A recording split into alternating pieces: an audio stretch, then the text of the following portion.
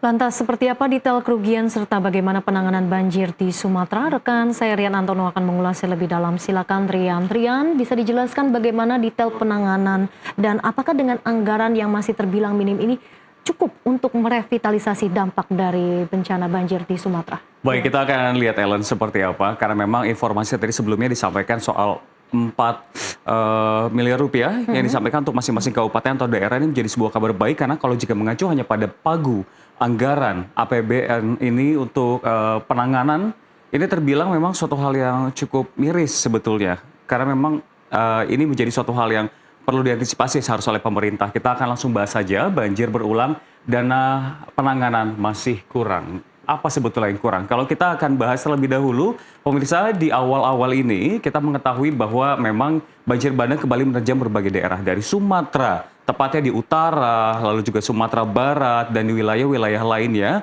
Ini semuanya menjadi suatu hal yang menjadi perhatian masyarakat, dan ini menegaskan bahwa 2025 masih dipenuhi ancaman bencana hidrometeorologi. Sepanjang tahun, banjir tetap menjadi bencana yang paling sering terjadi, dan ini adalah data jumlah kejadian banjir di Indonesia sepanjang tahun hingga kita update di sini ada tahun 2023 setidaknya, selama data yang kami dapatkan oleh Nusantara Insight, secara signifikan bencana banjir terus terjadi walaupun terbilang fluktuatif. Di tahun 2021 ini sempat menurun pemirsa, namun kembali meningkat di 2023 di angka 1.500 kejadian, sehingga ini menjadi suatu hal yang harusnya bisa diantisipasi oleh pemerintah dan juga menganggarkan anggaran yang cukup besar. Namun kita akan lihat seperti apa sebetulnya implementasi dari pagu anggaran, pagu dan alokasi anggaran untuk BNPB. BNPB ini untuk menangani bukan hanya untuk mitigasi, namun juga penanganan bencananya, pemirsa. Ketika bencana terus naik, idealnya negara memperkuat kapasitas, namun faktanya anggaran penanggulangan justru berada di titik yang paling rendah. Dalam APBN 2026, jika kita lihat pemirsa di sini, ingat ya, satuannya adalah triliun rupiah. Jika sebelumnya di tahun 2014 ini tinggi di angka 2,39 triliun rupiah, lalu juga 1,89 di 2017, jika mengacu di tahun 2026 ini hanya 0,49 saja pemirsa triliun rupiah. Dalam APBN 2026 pemerintah menetapkan belanja negara memang sebesar 3.842,7 triliun rupiah. Namun BNPB yang menjadi garda terdepan penanganan bencana hanya mendapatkan sekitar 491 miliar rupiah atau seperti saya sampaikan 0,49 triliun rupiah atau sekitar 0,013% dari total belanja negara. Ini adalah alokasi terendah dalam 15 tahun terakhir, pemirsa. Ini memang sebuah hal yang cukup mencengangkan, karena memang anggaran BNPB hampir tidak pernah turun di bawah 1 triliun rupiah, bahkan beberapa tahun tembus 3 triliun rupiah untuk mendukung operasi tanggap darurat berskala besar. Dan bila dibandingkan dengan PDB, memang yang mencapai 22.139 triliun rupiah, maka setara 0,0002% dari PDB. Menyadari ketimpangan antara kebutuhan dan kemampuan pendanaan, BNPB memang mengajukan anggaran tambahan, dan beruntung baru saja kita mendengarkan bahwa Presiden memutuskan untuk memberikan dukungan anggaran sebesar 4 miliar untuk setiap kabupaten kota yang terdampak. Padahal memang ancaman ini bukan hanya hujan lokal doang, pemirsa, namun di tingkat Asia. Mengapa banyak banjir ini terjadi meningkat? Karena ada sejumlah hal dan juga sentimen. Kita akan lihat sebetulnya aktivitas apa saja yang membuat bencana ini terjadi dan harusnya bisa diprediksi oleh pemerintah sehingga meningkatkan anggaran. Kondisinya ini memang makin riskan dengan pola badai di Asia yang berubah signifikan, pemirsa. Dari pusat pembentukan siklon yang bergerak mendekati Indonesia. Siklon tropis senyar yang muncul di Selat Malaka menjadi peringatan keras, dan untuk pertama kali dalam beberapa tahun, siklon terbentuk sangat dekat dan memicu hujan ekstrim, banjir bandang, dan di saat yang sama beberapa topan lain di Asia tercatat menjadi bencana yang paling dahsyat. Dan kita akan lihat seperti apa sebetulnya bagan bencana, kerugian, dan juga siklon-siklon yang pernah terjadi di Indonesia dan juga di wilayah Asia, di mana selain yang terjadi di tahun 2025 ini, pernah tercatat di tahun 2020, 2019, 2018 dengan sejumlah nama. Siklon Goni, siklon Lekima, siklon Trami, siklon Haiyan. Banyak pula di sini korban jiwanya. Yang paling parah kita bisa lihat adalah siklon Haiyan di tahun 2013 yang menyerang Filipina, Vietnam, dan juga Tiongkok dengan jumlah korban jiwa 6.340 dengan kerugian akibat siklon ini beragam, pemirsa.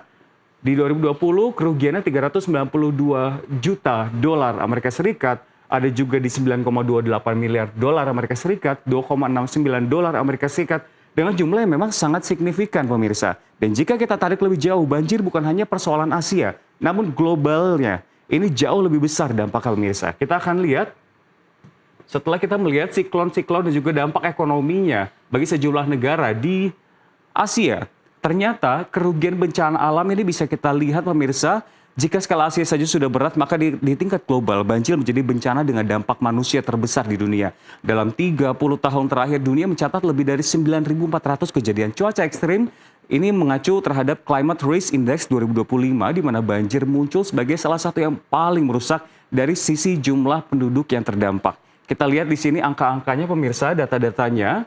Kalau memang kita lihat sebanyak 2,91 miliar orang, hampir 3 miliar jiwa terpapar langsung banjir dalam periode tahun 1993 sampai di tahun 2022. Pemirsa, kita lihat ini angkanya untuk banjir. Namun tak hanya itu juga bencana-bencana lainnya di banyak pemirsa, kita akan langsung melihat grafisnya. Ada jenis bencana badai, di mana kerugian bencana ini orang terdampaknya 966 juta orang terdampak dengan kerugian ekonomi. Angka kita lihat di sini 2,33 triliun rupiah.